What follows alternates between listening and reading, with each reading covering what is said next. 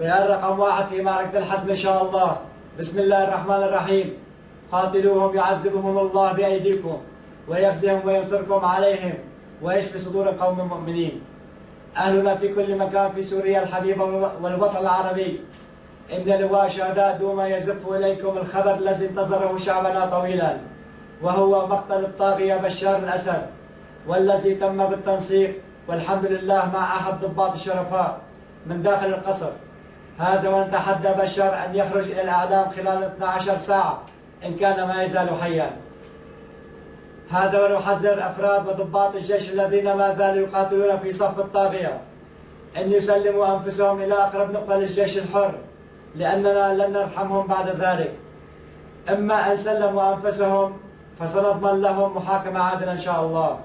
من كنتم تقاتلون لأجله قد قتل، فاشتروا حياتكم بالتخلي عن القتال ضد شعبكم وبلدكم ودينكم.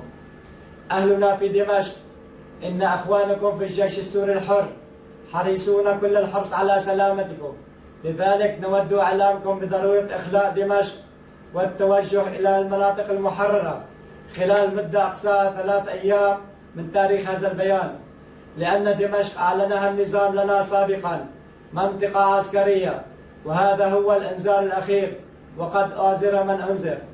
وأخيرا أقول لأخوتنا في الجيش السوري الحر، نحن ماضون في معركة الحسم إن شاء الله، لذلك نطلب منكم الاستنفار الكامل وانتظار شارة البدء لاقتحام دمشق وتحريرها من العصابة، لا يؤخرنا عنها أي تكاسل أو تخاذل.